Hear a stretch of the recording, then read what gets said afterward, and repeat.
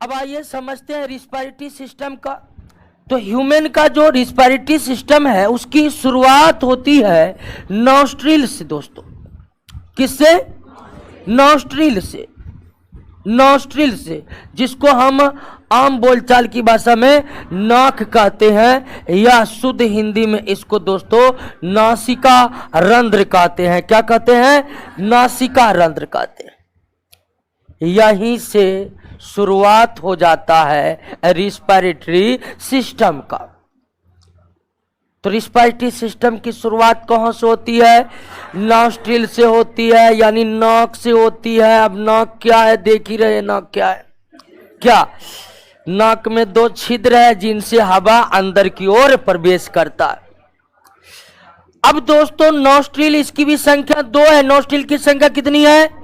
दो है, यानी कि नाक के जो दो छिद्र हैं आपके, वही नॉस्ट्रिल है। तो सबसे पहले वायुमंडलीय हवा नॉस्ट्रिल के दोनों छिद्रों में प्रवेश करती है। अब फिर नॉस्ट्रिल के भीतर जो चैम्बर बना हुआ है, उस चैम्बर को कहते हैं दोस्तों नासाल चैम्बर कहते हैं। क्या कहते हैं? नासाल चैम्बर कहते हैं। क्या कहते हैं? नासाल चैम्बर कहते हैं। यानी कि दोनों ही नॉस्ट्रिल के छिद्र कहां पर जाकर खुल जाते हैं? नासाल चैम्बर में। चैम्बर मतलब नाक के अंदर जो गुहा बना हुआ है, जहां हवा एकदम बूम करके पहुंचता है, उसे क्या कहते हैं? नासाल चैम्बर।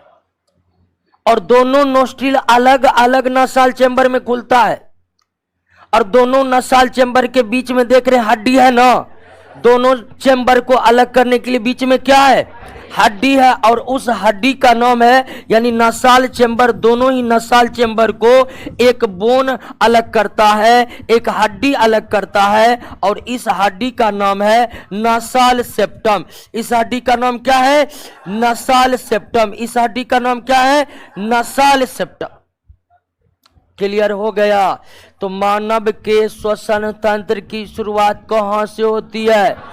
नॉस्ट्रिल से, अर्थात नाक से होती है, जिनमें दो छिद्र हैं। दोनों छिद्र पीछे जिस थैली में खुलती है, या दोनों छिद्र के पीछे के थैली को क्या कहते हैं?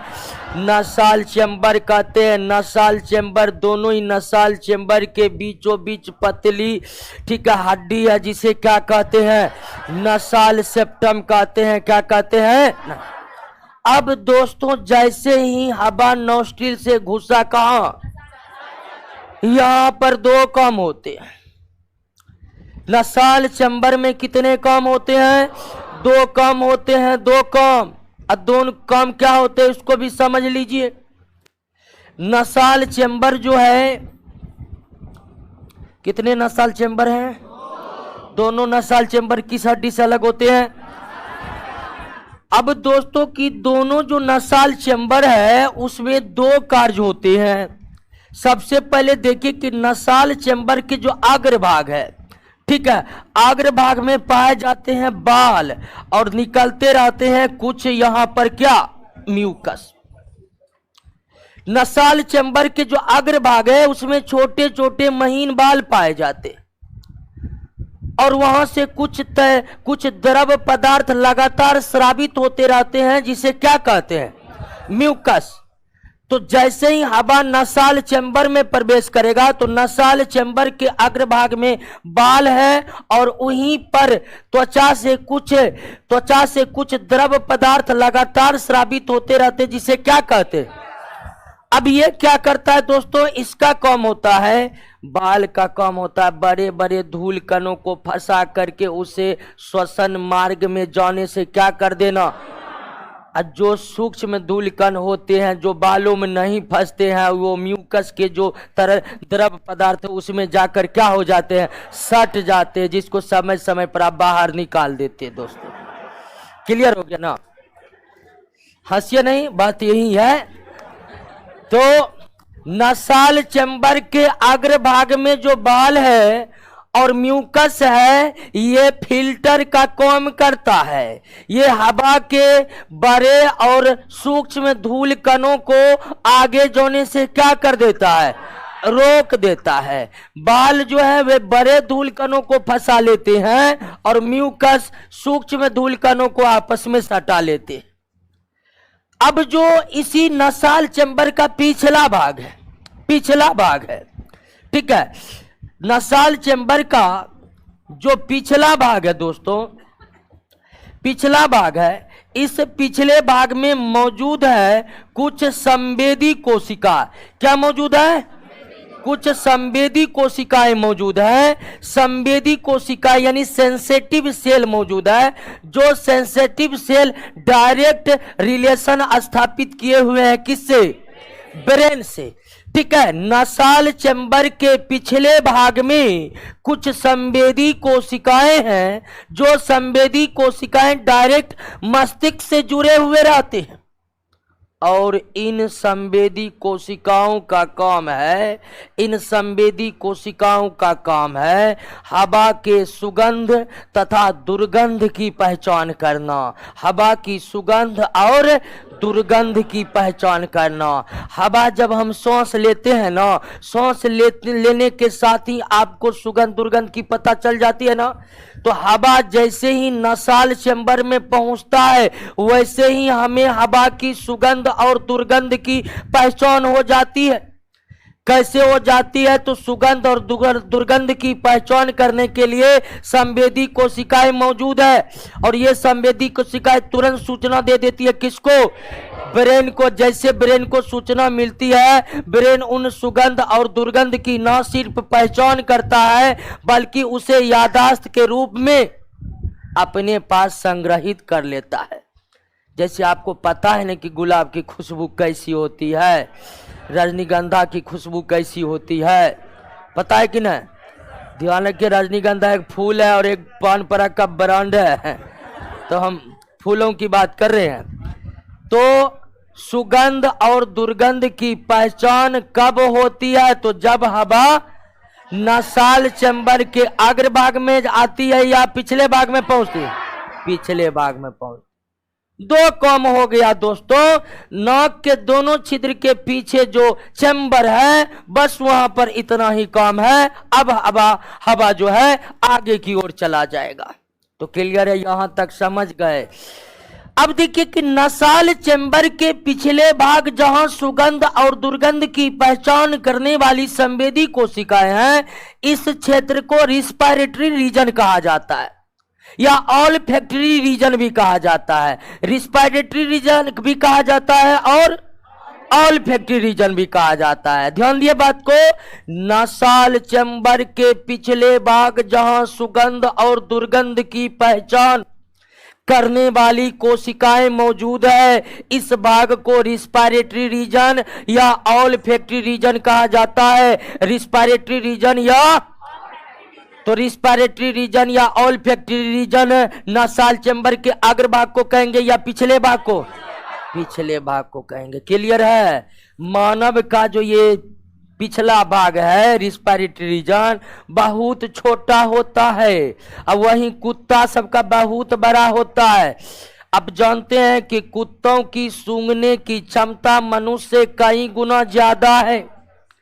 आखिर कुत्तों की सूंघने की क्षमता मनुष्य से कई गुना ज्यादा क्यों है? तो उसका जो यानी कुत्ते का जो नसाल चैम्बर का पिछला भाग है बहुत बड़ा है। अब बहुत बड़ा होने के कारण उनमें संवेदी कोशिकाएं भी बहुत है। अब जितने अधिक संवेदी कोशिकाएं सुगंध दुर्गंध पहचान करने की उतनी ही ज्यादा क्षमता। तो कुत्तों में सूंघने की क्षमता जो प्रबल होती है वो यही कारण कि कुत्तों के नसाल चैम्बर के पिछले भाग अर्थात रिस्पायरेटरी रीजन मनुष्य के रिस्पायरेटरी रीजन से काफी बड़ा होता है और जिसके कारण उनमें संवेदी कोशिकाएं अधिक होती है। क्लियर हो गया? यहां तक कोई दिक्कत? तो हवा सबसे पहले कहां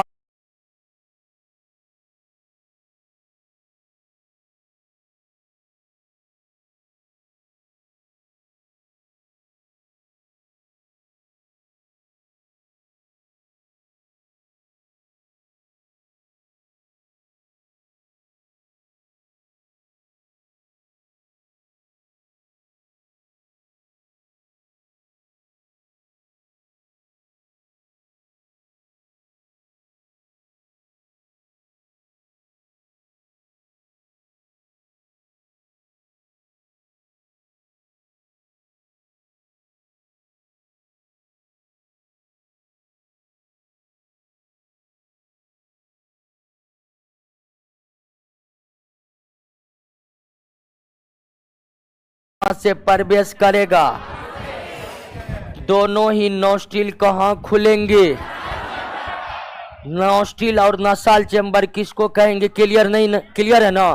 बस ये दोस्तों हमारे नाक का ही भाग है, ये छिद्र को नोस्ट्रिल कहेंगे या पिछला भाग को चेंबर कहेंगे। दोनों नासाल चेंबर जिस हड्डियों से अलग रहता है उस हड्डी को क्या कहते हैं? नासाल सेप्टम कहते हैं। नासाल सेप्टम कहते हैं। नासाल चेंबर के अग्रभाग में जो म्यूकस निकलते हैं उसके क्या कार्य हैं?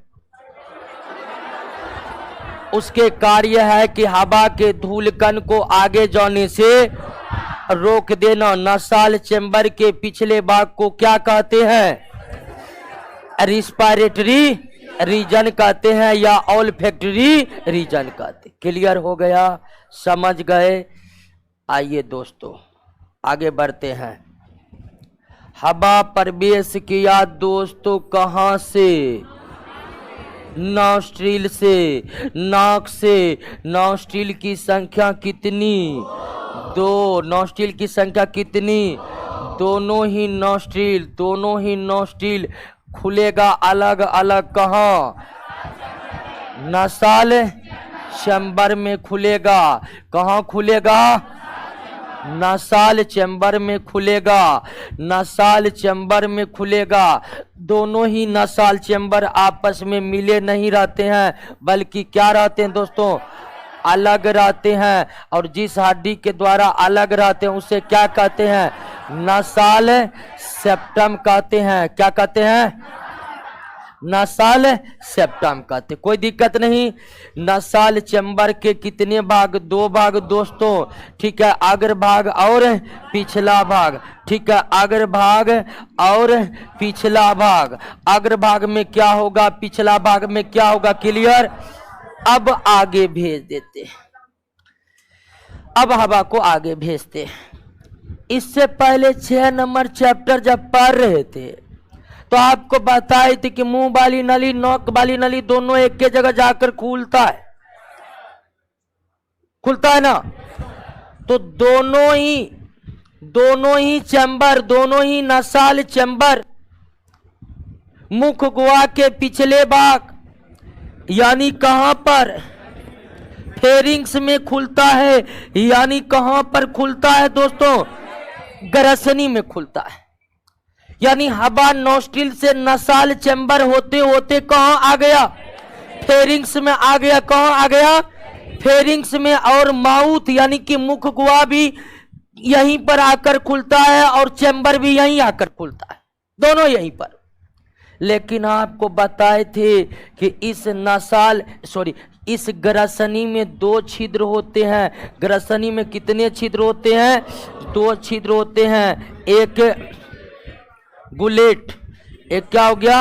गुलेट, और दूसरा दोस्तों ग्लाउटिक्स। गुलेट और ग्लाउटिक्स 2 छिद्र हैं। गुलेट और ये दोनों ही छिद्र, गुलेट और ग्लोटिक्स दोनों ही क्षेत्र हमारे मुख गुहा के पीछे के भाग फेरिंग्स में पड़ता है। यानी ये जो फेरिंग्स है दोस्तों, ग्रसनी है, ये हमारे डाइजेस्टिव सिस्टम के भी अंग है और रिस्पिरेटरी सिस्टम के भी अंग। मानव शरीर का फेरिंग्स, ग्रसनी एक ऐसे अंग है जो 2-2 सिस्टमों के भाग है। ये फेरिंग्स हमारे डाइजेस्टिव सिस्टम के भी भाग है, ये फेरिंग्स हमारे रिस्पिरेटरी सिस्टम के भी भाग है। क्यों है? तो आप समझ ही गए हैं कि हाँ, हवा भोजन दोनों पहुंच रहा है। और आप इतना तो बता ही सकते हैं कि हवा कौन छिद्र से होकर निकलेगा? किससे? ग्लोटिक से होगा, क्योंकि गुलेट छिद्र से क्या निकलता है? भोजन। और गुलेट छिद्र से भोजन निकालकर हम पचा भी दिए हैं 6 नंबर चैप्टर में, तो उसका टेंशन नहीं है। और ये भी जानते होंगे कि ग्लोटिक्स के ऊपर एक ढक्कन चढ़ा होता, किसका?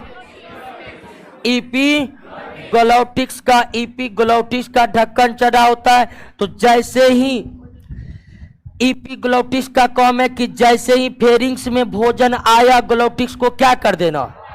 जैसे ही फेरिंग्स में भोजन और पानी पहुंचता है, एपिग्लोटिक्स ग्लोटिक्स को बंद कर देता है और फिर तुरंत क्या कर देता है? खोल देता है, क्योंकि हवा का लगातार जाना जरूरी है, लेकिन भोजन और पानी समय समय पर जाते हैं। समझे बात को कि नहीं? इपीग्लॉटिस ग्लॉटिस को खुला ही रखता है। इपीग्लॉटिस ग्लॉटिस को तब बंद करता है जैसे ही फेरिंग्स में भोजन और पानी पहुंचेगा।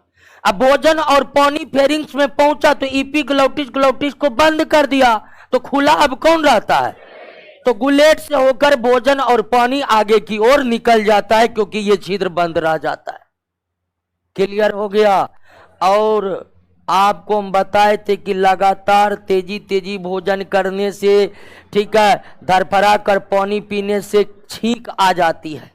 उसका कारण है पानी या भोजन का कुछ अंश कहाँ फंस जाना? ग्लॉटिक्स में फंस जाना। तो खाते समय जो हिचकी या छींक आ गया एकाएक, तो समझिए भोजन का कुछ कण ग्लॉटिक्स में चला गया। क्लियर हो गया दोस्तों? समझ गए? एक बार पुनः देखिए, हवा नॉस्ट्रिल से कहां पर? नासाल चेंबर। दोनों ही नासाल चेंबर कहां पर खुलता है? हाँ, दोनों ही नासाल चेंबर इस फेरिंग्स में खुल गया। अब फेरिंग्स से हवा ग्लॉटिक्स से होकर आगे बढ़ता है दोस्तों, ग्लॉटिक्स से होकर आगे बढ़ता है। क्लियर हो गया? यहां तक कोई दिक्कत नहीं ना? एक बार पुनः ध्यान दे दीजिए ताकि श्वसन मार्ग पूरी तरह से क्लियर रहे। तो अब आपका हवा गया कहां? नॉस्ट्रिल में। नॉस्ट्रिल से नासाल चैम्बर, नासाल चैम्बर, याद होते जा रहा है ना? नासाल चैम्बर से दोस्तों फेरिंग्स, नासाल चैम्बर से फेरिंग्स, फेरिंग्स, फेरिंग्स से दोस्तों ग्लॉटिक्स, फेरिंग्स से। अब यह दोस्तों असली श्वसन मार्ग पर हवा आ गया है। तो हवा का यहां तक पथ क्लियर हो गया। हवा घुसा नॉस्ट्रिल से, नॉस्ट्रिल से नासाल चैम्बर से, फेरिंग्स से ग्लॉटिक्स, कोई दिक्कत नहीं। अब ध्यान दीजिए कि ग्लॉटा नॉस्ट्रिल से नॉस्ट्रिल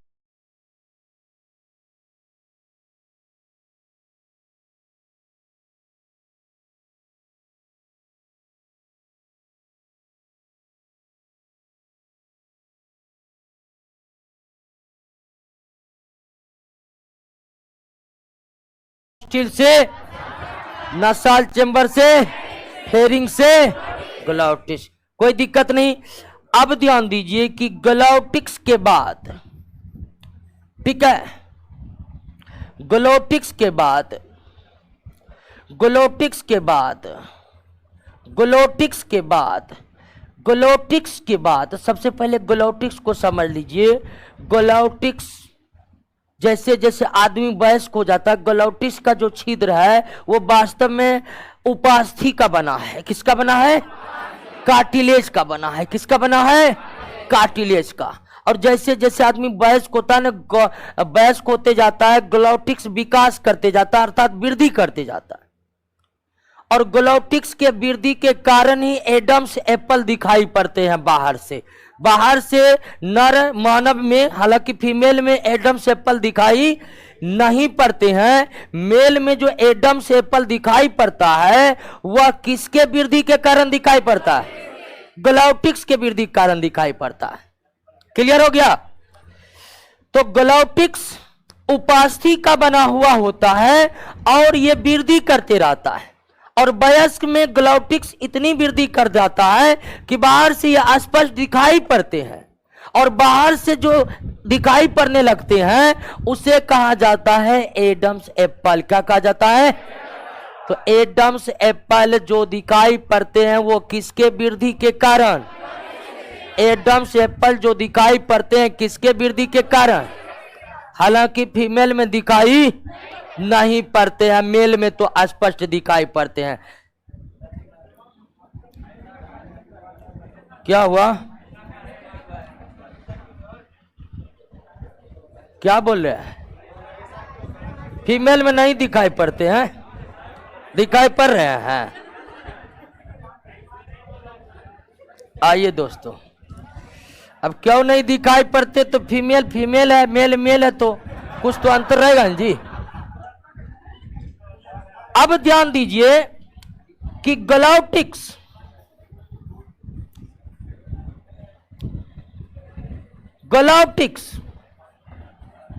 ग्लाउटिक्स के बाद हवा एक नली में प्रवेश करती है। ग्लाउटिक्स के बाद हवा एक नली में प्रवेश करती है, नली में प्रवेश करती है, और उस नली के ठीक नीचे, उस नली के ठीक नीचे एक संरचना बनी रहती है। उस नली के ठीक नीचे एक संरचना बनी रहती है, और इस संरचना का नाम है दोस्तों लैरिंक्स। क्या नाम है? लैरिंक्स। और लैरिंक्स को मानव का क्या कहा जाता है? साउंड बॉक्स कहा जाता है। क्या कहा जाता है? साउंड बॉक्स कहा जाता है। लैरिंक्स को मानव का क्या कहा जाता है? Sound box. ग्लाउटिक्स के बाद हवा कहां आ गया? इस लैरिंक्स में दोस्तों ढेर सारे वोकल कोड लगे होते हैं। क्या लगे होते हैं? वोकल कोड लगे होते हैं। इस लैरिंक्स में ढेर सारा वोकल कोड लगे होते हैं। ढेर सारा क्या लगे होते हैं? ढेर सारे वोकल कोड लगे होते हैं। ढेर सारे वोकल कोड लगे होते हैं। अब वोकल कोड में जैसे ही कंपन होता है आवाज निकलता है। यानी कि हम जो आवाज निकालते हैं, मानव का जो आवाज निकलता है, वो कहां से निकलता है? लैरिंक्स से निकलता है। तो ग्लाउटिक्स के बाद क्या? लैरिंक्स। ग्लाउटिक्स के बाद लैरिंक्स। क्लियर हो गया? कोई दिक्कत नहीं? हवा का मार्ग क्लियर होते जा रहा ना। अब इस लैरिंक्स के बाद फिर एक लंबी नली, लैरिंक्स के बाद फिर एक लंबी नली, और इस लंबी नली को क्या कहते हैं? ट्रेकिया कहते हैं। क्या कहते हैं? ट्रेकिया। कितना सेंटीमीटर? ये 12 सेंटीमीटर लंबा होता है, और इसका जो व्यास होता है 16 मिलीमीटर। तो ग्लाउटिक्स से हवा एक नली के द्वारा लैरिंक्स में, लैरिंक्स के बाद जो एक लंबी नली की शुरुआत होती है श्वसन मार्ग में, उसे क्या कहते हैं? ट्रेकिया। ट्रेकिया की लंबाई कितनी? 12 सेंटीमीटर। और व्यास?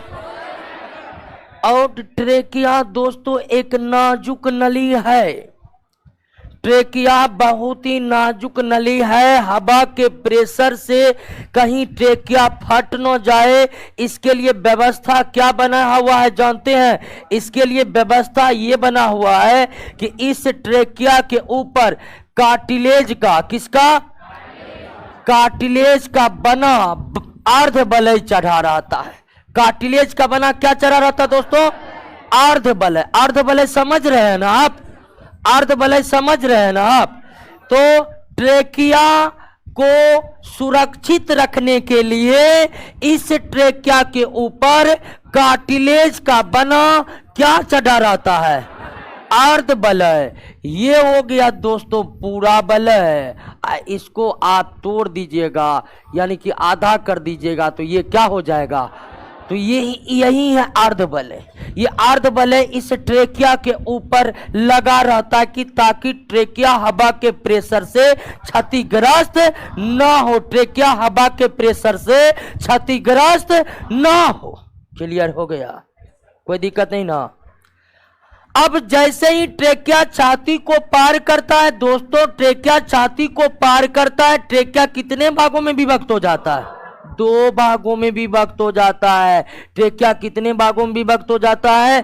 2 भागों में विभक्त हो जाता है। ट्रेकिया कितने भागों में विभक्त हो जाता है?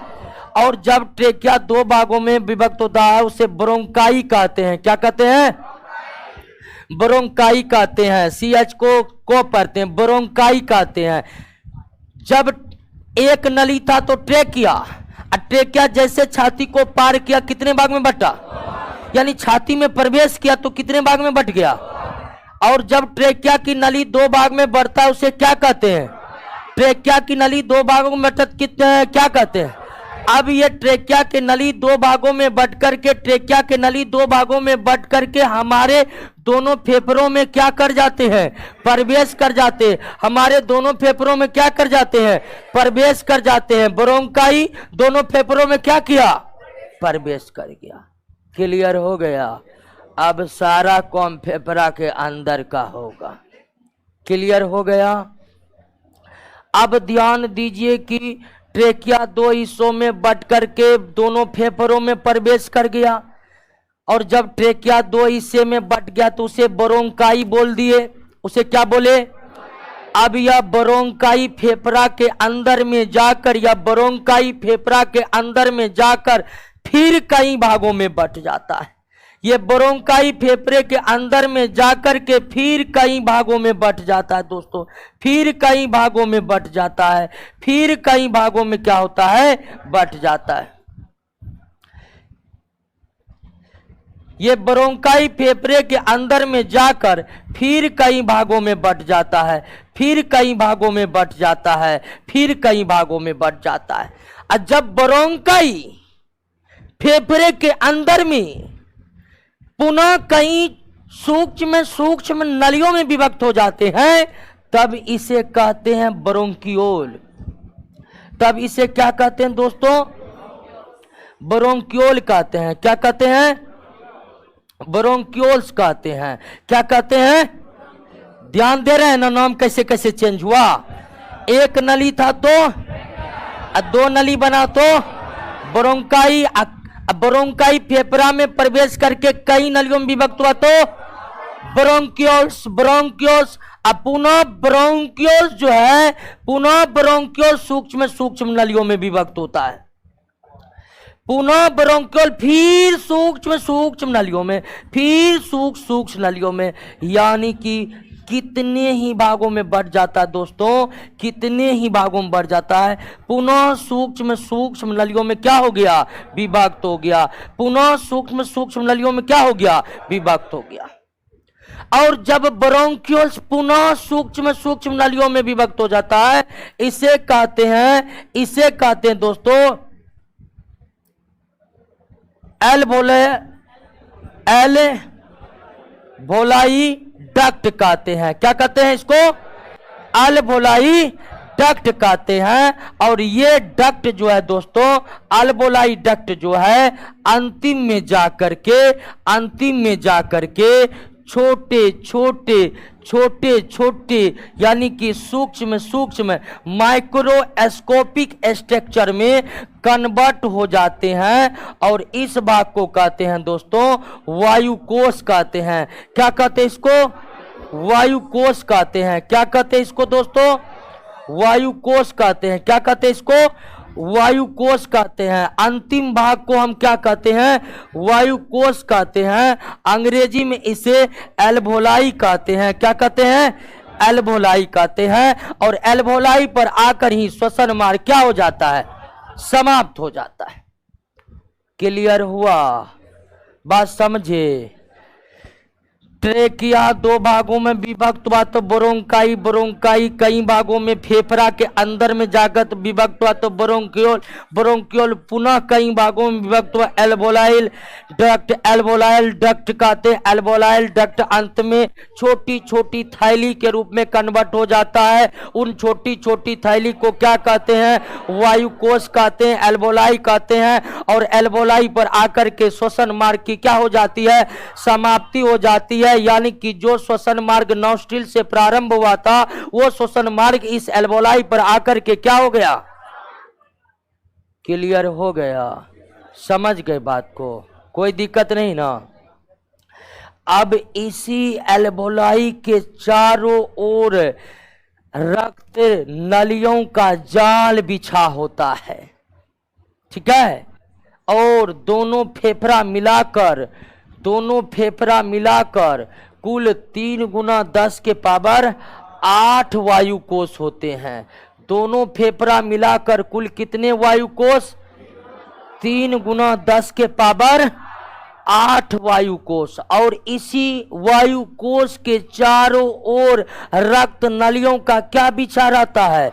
जाल बिछा रहता है और यही एल्वोलाई पर रक्त अशुद्ध रक्त को लेते आता है।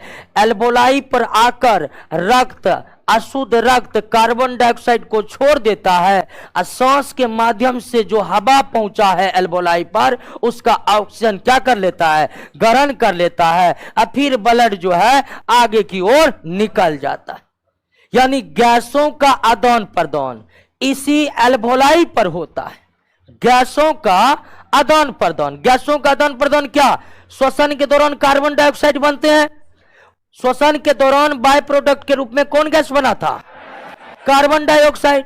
वो कार्बन डाइऑक्साइड रक्त के माध्यम से कहां पहुंचे रहते हैं, वायुकोश में। हम जो सांस लेते हैं, सांस लेने वाला भी हवा कहां पहुंच गया, वायुकोश। वायुकोश में सांस वाला भी हवा पहुंचा, वहां ब्लड भी कार्बन डाइऑक्साइड को लेकर बैठा हुआ है। जैसे ही हवा पहुंचा, ब्लड जो है अपने कार्बन डाइऑक्साइड को निकाल देता है, ऑक्सीजन को क्या कर लेता है, कैच कर लेता है, फिर ब्लड जो है शरीर में ऑक्सीजन की सप्लाई कर देता है। यानी कि फेफड़े के अंदर गैसों का आदान प्रदान किस संरचना में होता है, वायुकोश में। क्लियर हो गया, कोई दिक्कत नहीं ना, समझ गए बात को। अब हमें समझना है थोड़ा सा फेफड़ा के बारे में। फेफड़ा जब आदमी पैदा होता है गुलाबी रंग का होता है। किस रंग का, गुलाबी रंग का। लेकिन धीरे धीरे धीरे वे प्रदूषण में रहते रहते रहते अंत में मरते समय एकदम ब्लैक हो जाता, ब्लैक।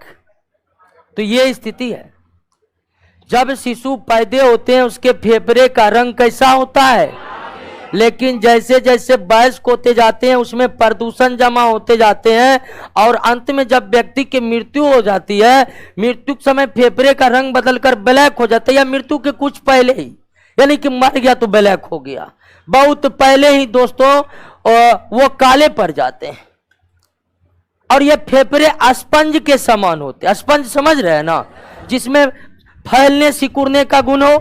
तो एकदम हमारा जो फेफड़ा है वह वास्तविकता में गुलाबी रंग का स्पंजी फेफड़ा है। और यह फेफड़ा हमारे छाती वाले भाग पर रहता है, जिसको हम थोरेसिस कैविटी कहते हैं। क्या कहते हैं, थोरेसिस कैविटी कहते हैं। छाती वाले भाग में रहते हैं फेफड़ा और हृदय दोनों। फेफड़े के नीचे में ही हृदय रहता है, हार्ट रहता है। और फेफड़ा इस छाती वाले भाग को, जिसको अंग्रेजी में थोरेसिस कैविटी कहते हैं, वहां जहां पर फेफड़ा स्थित रहता है उसको प्लूरल कैविटी कहते हैं। क्या कहते हैं, प्लूरल कैविटी कहते हैं। और इस फेफड़ा को बाहरी आघातों से बचाने के लिए फेफड़े के ऊपर झिल्ली चढ़ी रहती है, जिसको प्लूरा कहते हैं। क्या कहते हैं, या पेरिटाइल प्लूरा कहते हैं, या प्लूरा भी कहते हैं।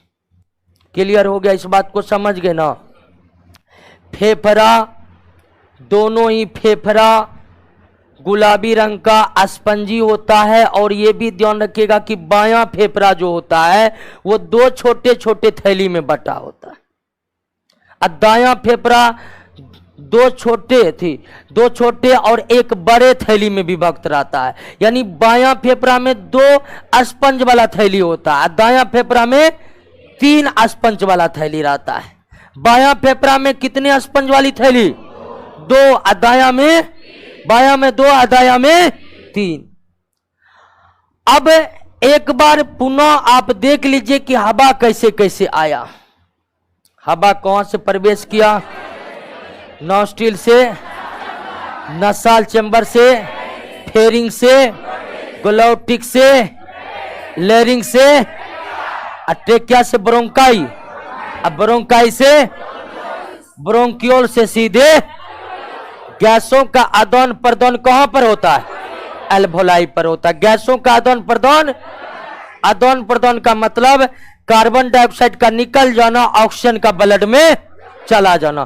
कार्बन डाइऑक्साइड का निकल के पुनः वायु मार्ग से होते हुए बाहर निकलना, और हवा जो सांस का आया है वह उससे ऑक्सीजन जो ब्लड में जाएगा वो कहां पर जाएगा, यानी कि अशुद्ध रक्त का कार्बन डाइऑक्साइड निकलकर उसमें ऑक्सीजन प्रवेश करेगा कहां पर, एल्वोलाई पर।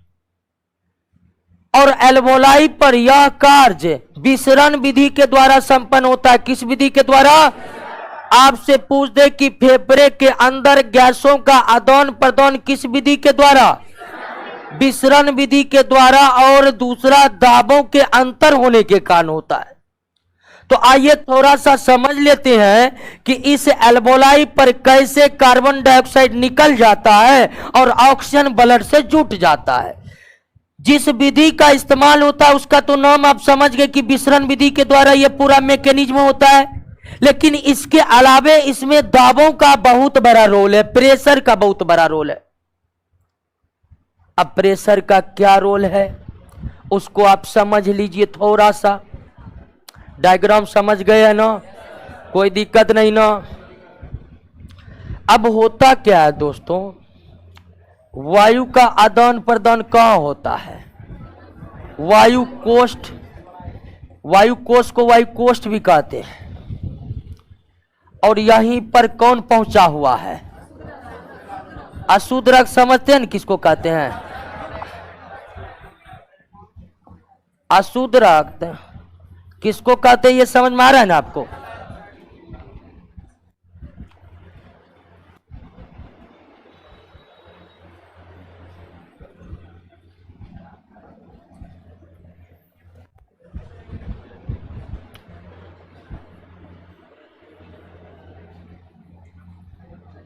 अशुद्ध रक्त।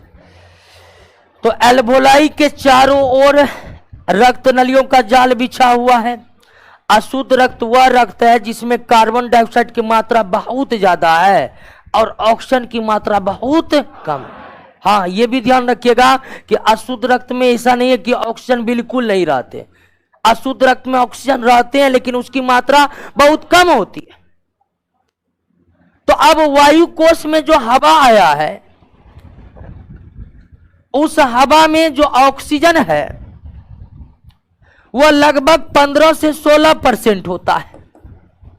हालांकि सांस के द्वारा 21% ऑक्सीजन जाता है, लेकिन सांस में जो हम हवा लेते हैं वो सारा हवा वायु कोष तक पहुंचता, कुछ हवा रास्ते में ही रह जाता है। तो हम जो सांस लेते हैं, सांस वाला जो हवा पहुंचा है कहां पर? उस हवा में ऑक्सीजन कितना? 15 से उसका जो दाब होता है दोस्तों, क्या होता है? दाब होता है, इस ऑक्सीजन का दाब 114 से 121 मिलीमीटर पारे के ऊंचाई के बराबर। वायु दाब को बैरोमीटर से मापा जाता है ना, तो बैरोमीटर में भी थर्मामीटर की तरह पारा भरा रहता है और बैरोमीटर में पारा की ऊंचाई से ही दाब को मापा जाता है। तो यहां पर यानी वायु कोष में जो हवा पहुंचा है उसमें ऑक्सीजन का प्रेशर कितना है? 114 से 100। अब जो वायु कोष के चारों ओर कौन रक्त है? अशुद्ध रक्त में, इसमें तो ऑक्सीजन बहुत कम रहता है। ऑक्सीजन बहुत कम रहने के कारण अशुद्ध रक्त में ऑक्सीजन का दाब मात्र 60 से 66 मिलीमीटर होता है। यानी अशुद्ध रक्त में जो थोड़ा बहुत ऑक्सीजन है उसका प्रेशर 60 से 66 मिलीमीटर पारे की ऊंचाई के, जबकि वायु कोष में जो हवा पहुंचा है सांस वाला उसके ऑक्सीजन का दाब कितना? और आपको पता ही होगा कि गैस किधर से किधर जाते हैं? उच्च दाब से निम्न दाब।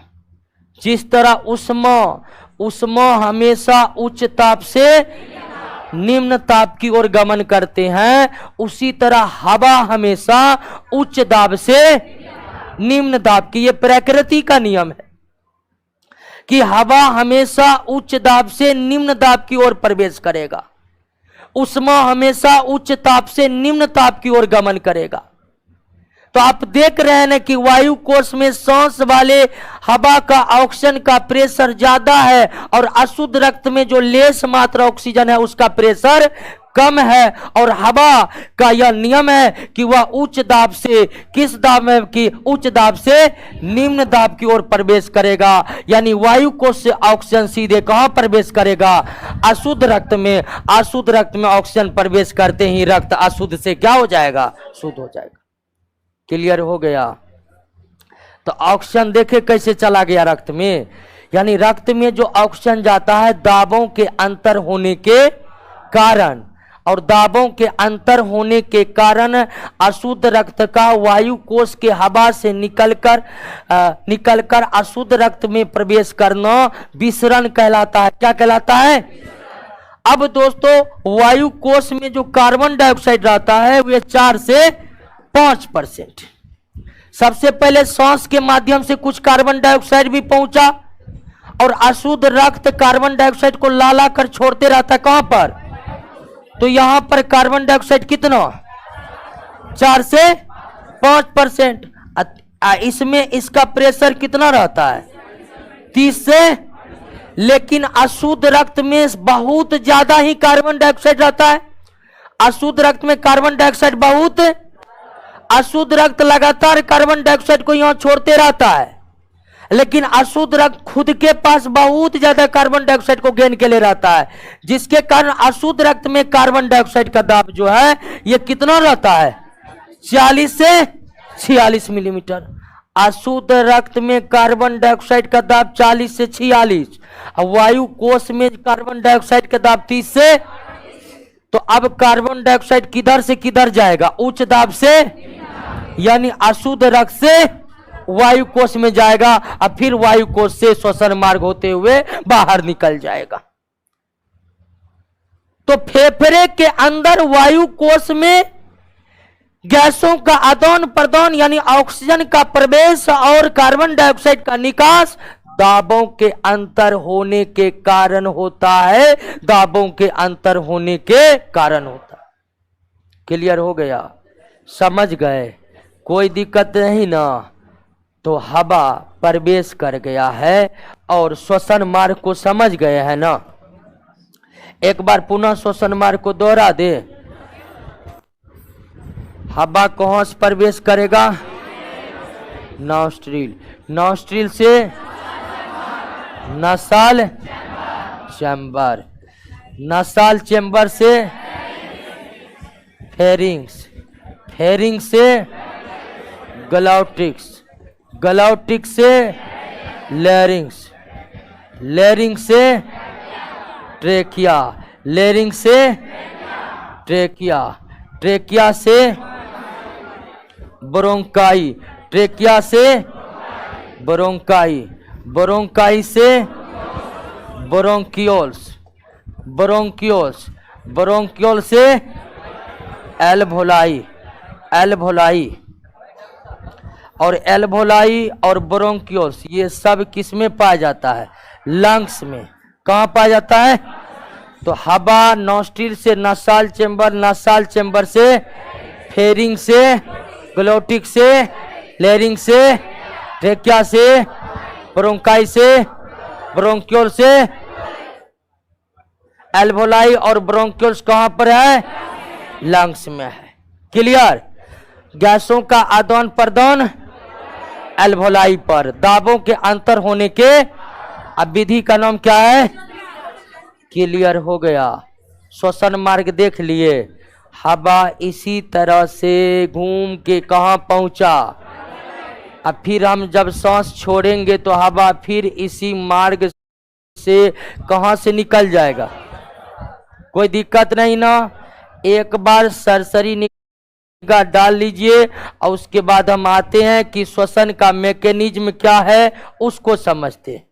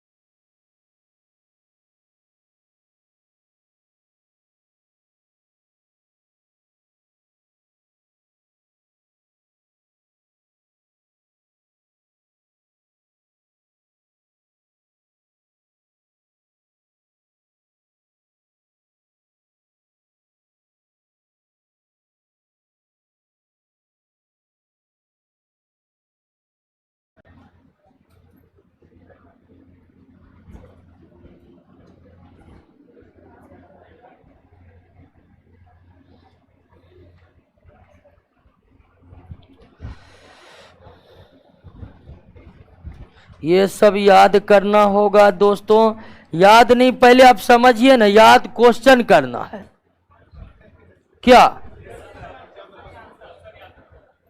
और ये सब तो 10th के क्लास में आप पढ़े हैं, नहीं पढ़े हैं तो आप पढ़ लीजिए। 10th में नहीं सब है, 10th के बायोलॉजी से हम पढ़कर पढ़ा रहे हैं आपको।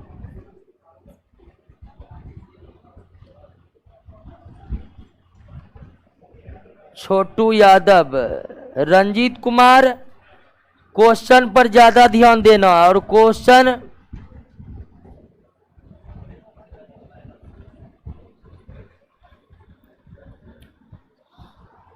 कहिए दोस्तों, श्वसन मार्ग देख लिए कैसे कैसे है।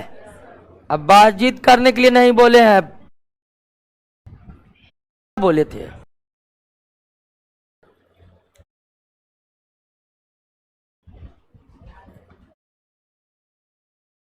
पर घूमने वाला जितना भी आदमी है सब आपको खराब लगेगा, कहेगा कितना बेवकूफ है, घर पर बैठेगा नहीं। ये स्थिति होता नहीं, सही बता रहे। शुरू शुरू में क्या होगा, आपको बैठने का आदत नहीं है, 1 घंटा बैठिएगा, आपको बैठने का तो है, जबरदस्ती भी बैठिए, कोई फोन आ जाए, विकसित कीजिए। अब बैठने का उन्होंने पहले हो जाएगा, आपको कहेगा सब बेवकूफ है सब। और श्वसन मार्ग में जो सबसे महत्वपूर्ण है वो एल्वोलाई है। एल्वोलाई, वहीं पर गैसों का क्या होता है, आदान प्रदान। अब आइए कि ये तो हम रिस्पायरेटरी सिस्टम का मार्ग देखे हैं। रिस्पायरेटरी सिस्टम का काम है बाह्य श्वसन को कंप्लीट करवाना। किसको कंप्लीट करवाना, बाह्य श्वसन को कंप्लीट करवाना। और बाह्य श्वसन के अंतर्गत सांस लेना प्लस सांस छोड़ना शामिल है। तो सांस लेना और छोड़ना, इसको समझना है। श्वसन, बाह्य श्वसन की पूरी प्रक्रिया के अंतर्गत सांस लेना प्लस सांस छोड़ना, यानी श्वसन की पूरी मैकेनिज्म जो है वह 2 भागों में बटा रहता है दोस्तों। एक्सपायरेशन, एक्सपायरेशन और इंस्पायरेशन। एक्सपायरेशन और श्वसन की प्रक्रिया, बाह्य श्वसन की प्रक्रिया कितने स्टेप में पूरा होगा, 2 स्टेप में पूरा होगा। एक्सपायरेशन और एक्सपायरेशन और एक्सपायरेशन का मतलब सांस लेना,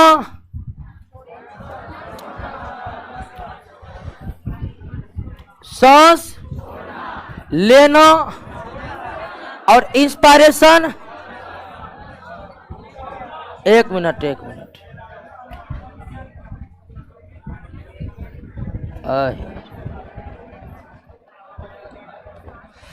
श्वसन की पूरी प्रक्रिया 2 स्टेप में, इंस्पायरेशन यानी सांस लेना, इंस्पायरेशन मतलब सांस लेना, और दूसरा स्टेप क्या है, एक्सपायरेशन। एक्सपायरेशन का मतलब सांस छोड़ना, एक्सपायरेशन का मतलब सांस छोड़ना, सांस छोड़ना, सांस लेना प्लस सांस, और सांस लेना प्लस सांस छोड़ना को एक साथ ब्रीथिंग कहा जाता है। क्या कहा जाता है, ब्रीथिंग कहा जाता है। सांस लेना प्लस सांस छोड़ना को एक साथ संयुक्त रूप से क्या कहा जाता है, यानी ब्रीथिंग जो टर्म है उसमें सांस लेना भी शामिल है और सांस। तो श्वसन की पूरी प्रक्रिया कितने स्टेप में संपन्न हुआ। अब ये सांस लेने की प्रक्रिया कैसे कंप्लीट होती है और सांस छोड़ने की प्रक्रिया कैसे कंप्लीट होती है उसको देख लेते हैं। तो हमारा जो बाह्य श्वसन कंप्लीट होगा वह कितनी स्टेप में कंप्लीट होगा, 2 स्टेप में कंप्लीट होगा। एक बार सांस लिया जाएगा, दूसरा बार सांस छोड़ा जाएगा। तो आइए देख लेते हैं कि सांस लेने और छोड़ने की प्रक्रिया, सांस लेने और छोड़ने को संयुक्त रूप से क्या कहते हैं, ब्रीथिंग कहते हैं। सांस लेने और छोड़ने को संयुक्त रूप से क्या कहते हैं दोस्तों? ब्रीथिंग कहते हैं। अब सांस लेने की प्रक्रिया कैसे कंप्लीट होगी और छोड़ने की प्रक्रिया कैसे कंप्लीट होगी? तो श्वसन मार्ग तो देख ही लिए थे दोस्तों। ट्रेकिया था, ट्रेकिया दो भागों में बटा था, तो उसे क्या बोले थे? अब ब्रोंकाई। अब ब्रोंकाई के अंतर्गत फेफड़ा, और ब्रोंक्यूल कई भाग में बट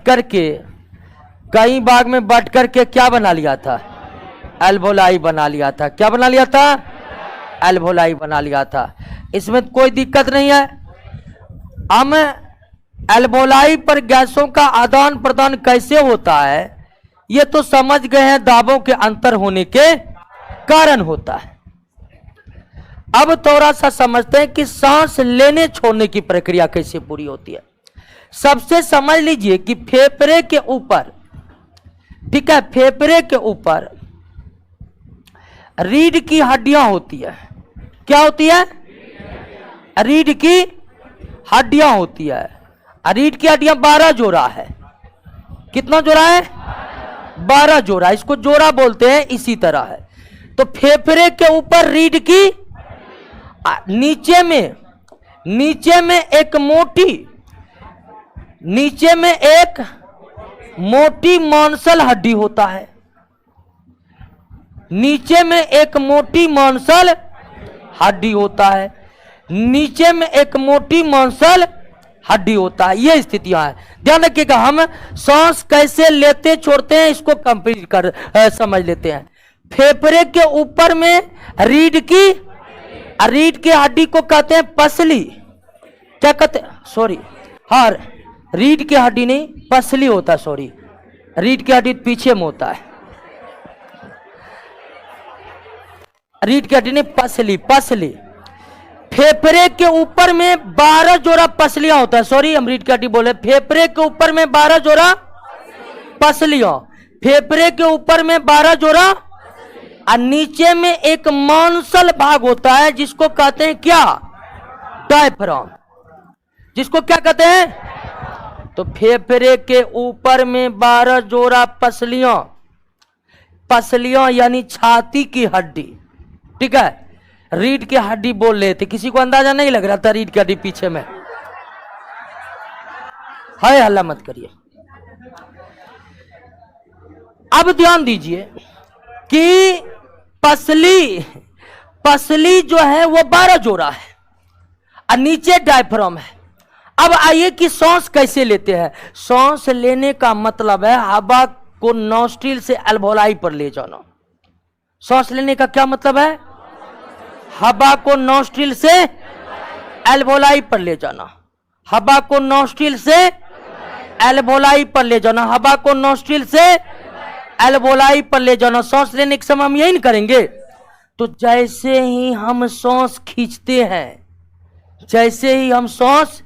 खींचते हैं, ये डायफ्राम नीचे खिसक जाता है।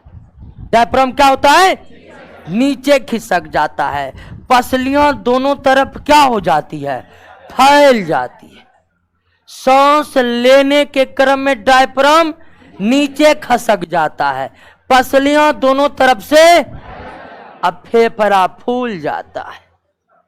सांस लेने के क्रम में क्या है? वह 3 बात। सांस लेने का मतलब हवा को कहां से कहां पहुंचा देना? नॉस्ट्रिल से एल्वोलाई पर। सांस लेने के क्रम में डायफ्राम क्या हुआ? पसलियां क्या हुआ? अब फेफड़ा क्या हो गया? फूल गया। क्लियर हो गया? और सांस लेने की प्रक्रिया पूरी हो गई। क्लियर हो गया ना? यानी सांस लेने की प्रक्रिया 3 स्टेप में क्लियर होता है। डायफ्राम नीचे खिसक जाता है, दोनों पसलियां, और डायफ्राम नीचे खसकने के कारण और पसलियों का फैल जाने के कारण फेफड़ा क्या हो जाता है? और हवा फेफड़ा में प्रवेश। ध्यान रखिए, फेफड़ा फूलेगा नहीं तो हवा यहीं पर अटका रह जाएगा, छाती में, यानी ट्रेकिया में ही अटका रह जाएगा। और ट्रेकिया में हवा अटका तो ट्रेकिया फट जाएगा, क्योंकि उसको बचाने के लिए अर्ध वलय ही लगे हैं, पूरा वलय नहीं लगे। तो फेफड़ा में हवा जाए इसके लिए फेफड़ा का फूलना जरूरी है। अब फेफड़े को फुलाने का काम ये पसलियां और डायफ्राम करता है। पसलियां और तो सांस लिए तो सांस लेने के क्रम में डायफ्राम नीचे, दोनों पसलियां साइड साइड भागेगा, फेफड़ा फूल जाएगा, हवा उसमें प्रवेश कर जाएगा। अब फिर सांस छोड़ने के क्रम में डायफ्राम ऊपर आ जाएगा, पसलियां अपने वास्तविक जगह पर आ जाएगी, फेफड़ा सिकुड़ जाएगा। अब फेफड़ा सिकुड़ेगा, सांस बाहर निकल जाएगा। फेफड़ा फैलता है तो हवा को खींच लेता है, फेफड़ा सिकुड़ता है तो हवा को फेंक देता है। फेफड़ा फैलता है, हवा को खींच लेता है, फेफड़ा सिकुड़ता है तो हवा को फेंक देता है।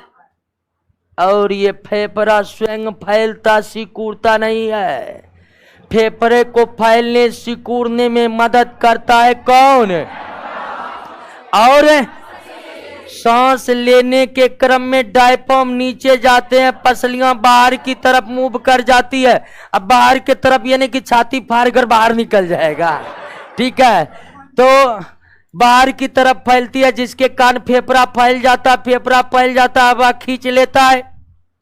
फिर सांस छोड़ने के क्रम में डायफ्राम ऊपर और पसलियां अपने वास्तविक जगह पर, फेफड़ा सिकुड़ जाता है, हवा निकल जाता है। और इस तरह से सांस लेने और सांस छोड़ने की प्रक्रिया कंप्लीट हो जाती है। क्लियर हो गया? अब एक ब्रैकेट में दिया हुआ है कि सांस लेते समय कितना ऑक्सीजन लेते हैं, छोड़ते समय कितना रहता है, तो उसको पढ़ लीजिए एक बार।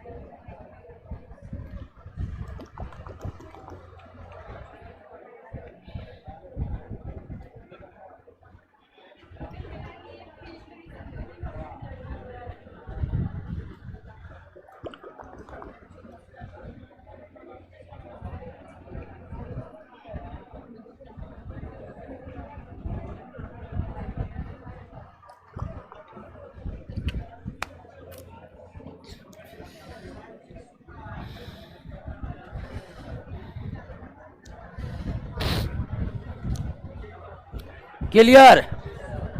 कोई दिक्कत नहीं ना? तो श्वसन मार्ग समझ गए, सांस लेने छोड़ने की प्रक्रिया को समझ गए। आइए फेफड़े में हवा को देखते हैं।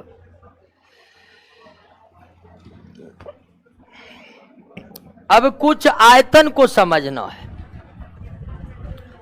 कुछ आयतन को समझना है, उसको समझ लीजिए। कुछ आयतन को, पहला है टाइडल वॉल्यूम। टाइडल वॉल्यूम, ध्यान दीजिएगा दोस्तों, ये सब रटने वाला टर्म है, फिर भी बता रहे हैं हम। एक सामान्य मनुष्य, एक वयस्क स्वस्थ व्यक्ति जब सांस लेता है तो वो 500 ml हवा को खींचता है। समान रूप से श्वसन जब हम करते हैं तो हमें पता नहीं चलता कि हम सांस ले रहे हैं, सांस छोड़ रहे हैं। तो एक व्यक्ति सामान्य रूप से जब सांस लेता है तो वो 500 ml हवा को अंदर कर लेता है, और सामान्य रूप से जो सांस छोड़ता है तो 500 ml हवा को बाहर कर देता है।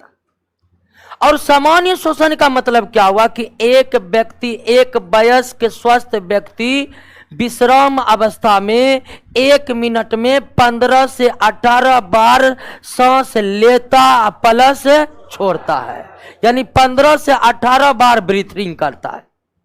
1 मिनट में कितना बार? 15 से। और एक बार जब सांस खींचता है तो कितना ml हवा अंदर?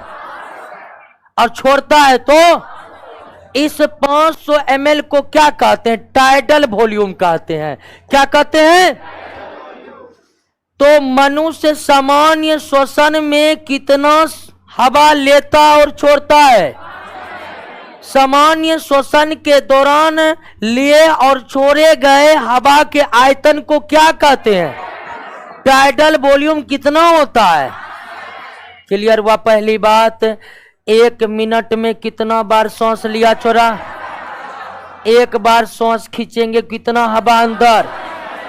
तो 500 ml अंदर और 500 ml बाहर। इसको क्या कहते हैं? क्लियर हो गया? अब दूसरा समझते हैं। दूसरा इंस्पायरेटरी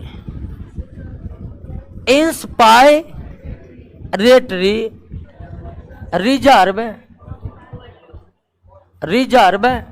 वॉल्यूम। अब ये क्या है? सामान्य श्वसन में कितना हवा खींच लेंगे, लेकिन जब पूरा दम लगाकर सांस खींचेंगे, पूरा दम लगाकर सांस खींचेंगे तो 2 लीटर अतिरिक्त हवा खींच सकते। सारा बात हम वयस्कों के संदर्भ में कर रहे हैं। सामान्य श्वसन में 500 ml, जब पूरा दम लगाकर सांस खींचेंगे तो 2 लीटर अतिरिक्त हवा खींची जा सकती है। 500 ml तो खींचेंगे हम सामान्य रूप से, लेकिन पूरा दम लगाकर खींचेंगे तो 2 लीटर अतिरिक्त हवा अंदर किया जा सकता है। और इसी 2 लीटर को क्या कहते हैं दोस्तों? Inspiratory reserve volume. तो खूब दम लगाकर सांस खींचने से कितने अतिरिक्त हवा को अंदर किया जा सकता है? आधा लीटर पहले, यानी पूरा दम लगा लीजिएगा तो फेफड़ा में एक बार में 2.5 लीटर हवा जाएगा। कितना? ये जो 2 लीटर है, पूरा दम लगाकर सांस खींचने पर जो 2 लीटर हवा अंदर गया है, इसको कहते हैं इंस्पायरेटरी रिजर्व वॉल्यूम कहते हैं। इसको क्या कहते हैं दोस्तों? इंस्पायरेटरी रिजर्व वॉल्यूम कहते हैं। क्लियर हो गया? टाइडल वॉल्यूम कितना, इंस्पायरेटरी रिजर्व वॉल्यूम कितना, समझे कि नहीं? इंस्पायरेटरी रिजर्व क्या है? तीसरा expiratory reserve volume. Expiratory reserve volume. अब देखिए, समान रूप से सांस छोड़ेंगे भी तो कितना हवा? 500 ml। समान रूप से सांस छोड़ेंगे भी तो कितना हवा निकलेगा? लेकिन खूब जोर से फूंक मारकर हवा को छोड़े तो 1.5 लीटर अतिरिक्त हवा छोड़ सकते हैं। ध्यान रखिएगा, पूरे दम लगाकर फूंक मारेंगे तो कितना अतिरिक्त हवा निकलेगा? और इसी 1.5 लीटर को कहा जाता क्या? एक्सपायरेटरी। यानी पूरे दम लगाकर जब सांस छोड़े जाते हैं तो इस क्रम में 1.5 लीटर अतिरिक्त हवा को बाहर निकाला जा सकता है। और इसी 1.5 लीटर को एक्सपायरेटरी रिजर्व वॉल्यूम कहा जाता है। इसी 1.5 लीटर को क्या कहा जाता है? Expiratory reserve volume. क्लियर हो गया? समझ गए? चौथा, vital capacity. Vital capacity of respiration. Vital capacity of respiration. ये सब याद करने वाला तथ्य है, लेकिन फिर भी समझा रहे हैं ताकि आप आसानी से याद कर सके। वाइटल कैपेसिटी रिस्पायरेशन, खूब दम लगाकर समान रूप से सांस लेते छोड़ते हैं तो कितना? और पूरा दम लगाकर सांस लेंगे छोड़ेंगे। ध्यान दीजिए, समझिए बात को। पूरा दम लगाकर सांस लेंगे और छोड़ेंगे तो 4 लीटर हवा खींचा भी जा सकता है और 4 लीटर हवा छोड़ा भी जा सकता है। ये 4 लीटर क्या है? Vital capacity of. मानव पूरे दम लगाकर सांस लेगा और छोड़ेगा तो कितने लीटर हवा को छोड़ और ले सकता है? क्लियर हो गया? समझ गए ना? 4 लीटर में लेना छोड़ना दोनों है।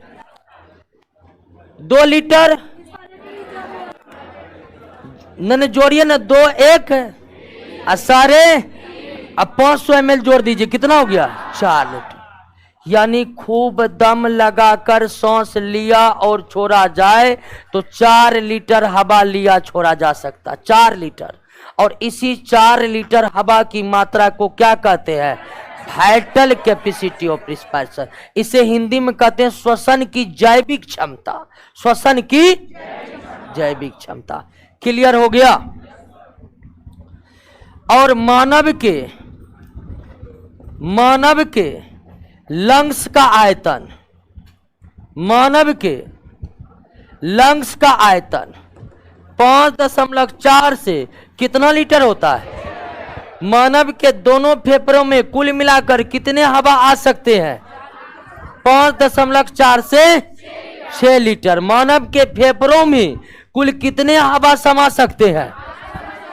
5.4 से 6 लीटर, 5.4 से 6 लीटर।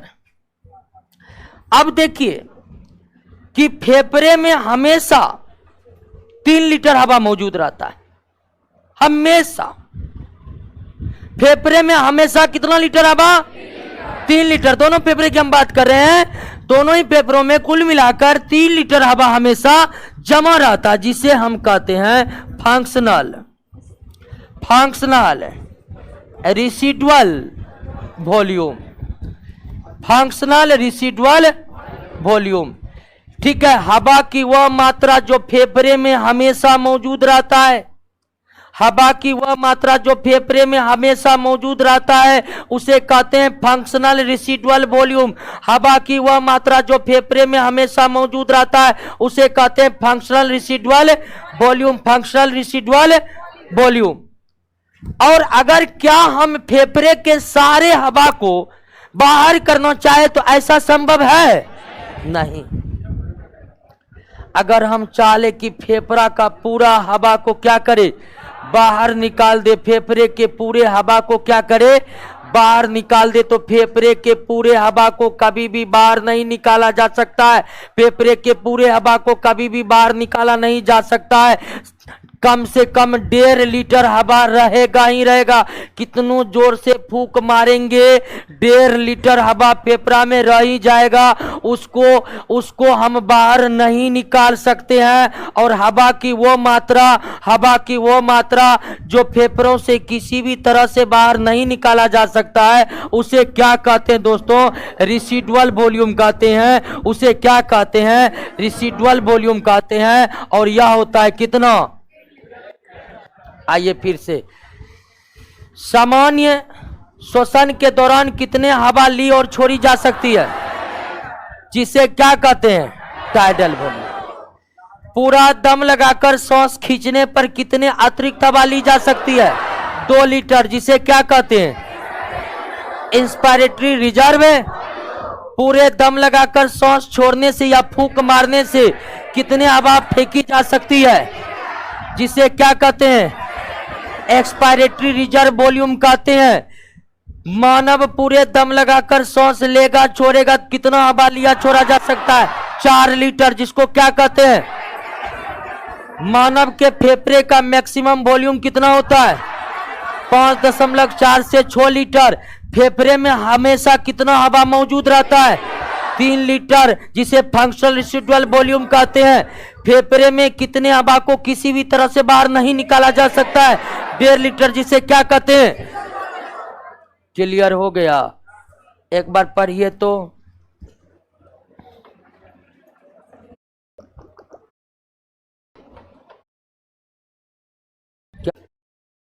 कि 2 1 3 साढ़े 3 और 4।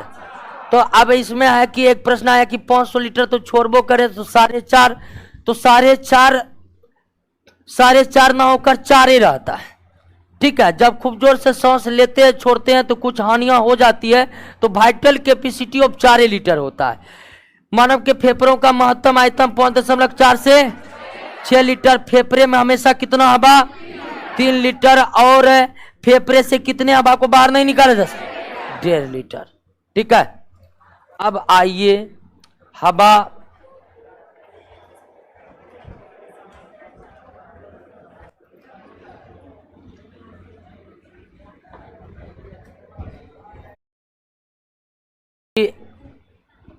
सांस लेने और छोड़ने पर क्या होता है?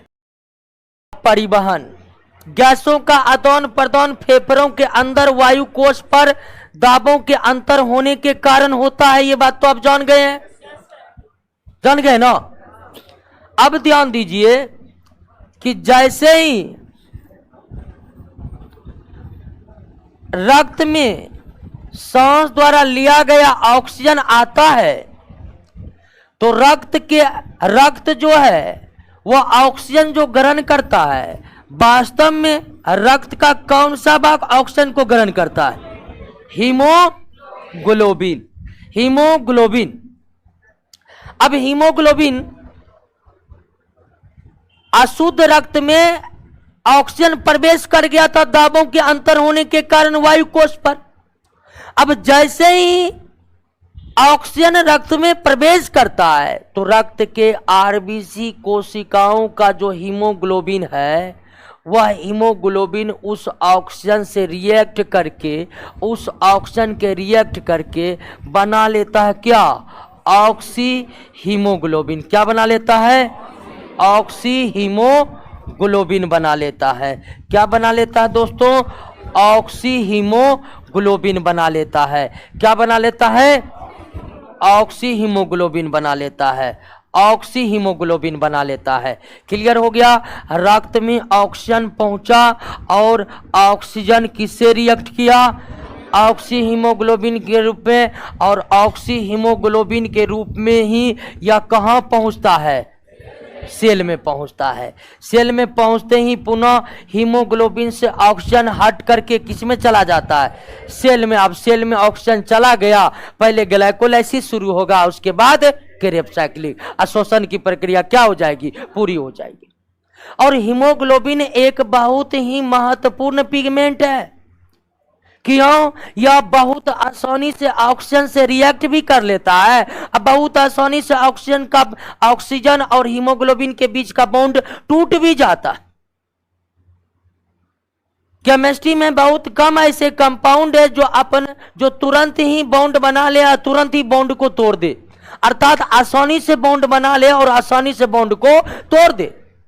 लेकिन हीमोग्लोबिन में बहुत गजब की क्षमता है, आसान तरीके से ऑक्सीजन से रिएक्ट करके बॉन्ड बनाकर क्या बना लेते हैं?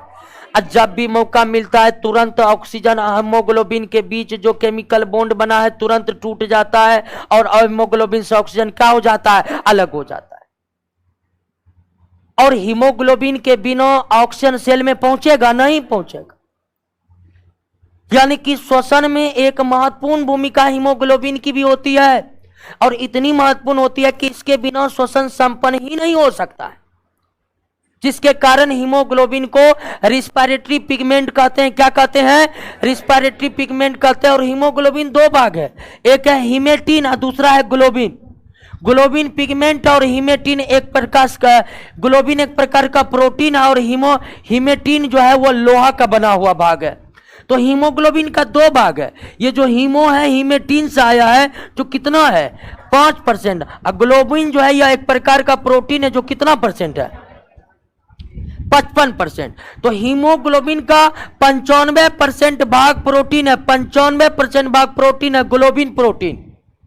और ये जो हीमो है यह हीमेटिन से आया है, ये कितना होता है? 5% होता है। और ऑक्सीजन से आसान तरीके से बॉन्ड बनाने में और आसान तरीके से बॉन्ड को तोड़ देने में जो महत्वपूर्ण भूमिका होती है इसी 5% की होती है। और इसी 5% में दोस्तों लोहा पाया जाता है, लोहा पाया जाता है। तो हीमोग्लोबिन के बिना भी हमारे शरीर में श्वसन संपन्न नहीं हो सकता है, श्वसन संपन्न नहीं हो सकता है दोस्तों। तो ऑक्सीजन पहुंच गया सेल में, क्लियर हो गया। अब श्वसन के दौरान कार्बन डाइऑक्साइड भी बनता है। पुनः कार्बन डाइऑक्साइड किससे रिएक्शन करता है? हीमोग्लोबिन आकर के सेल में ऑक्सीजन छोड़ देता है और कार्बन डाइऑक्साइड जो है उससे क्या कर लेता है, रिएक्ट कर लेता है, और हीमोग्लोबिन कार्बन डाइऑक्साइड से रिएक्ट करके कार्बोक्सी हीमोग्लोबिन बनाता है। लेकिन हीमोग्लोबिन मुख्य रूप से ऑक्सीजन का ही परिवहन करता है, कार्बन डाइऑक्साइड का परिवहन हीमोग्लोबिन के द्वारा मात्र 10 से 15% होता है। यानी 10 से 15% कार्बन डाइऑक्साइड से ही हीमोग्लोबिन रिएक्शन करके कार्बोक्सी हीमोग्लोबिन बनाता है। अधिकांश कार्बन डाइऑक्साइड जो फेफड़े के एल्वोलाई पर पहुंचता है वह रक्त के प्लाज्मा में घुलकर पहुंचता है। थोड़ा बहुत किसके साथ पहुंचता है, हीमोग्लोबिन के साथ पहुंचता है। तो इस तरह अब सेल में ऑक्सीजन पहुंच गया और सेल में क्या होगा ये पहले ही क्लास में बता दिए दोस्तों, और इस तरह से श्वसन वाला चैप्टर समाप्त हो गया। बताइए क्या दिक्कत रह गया।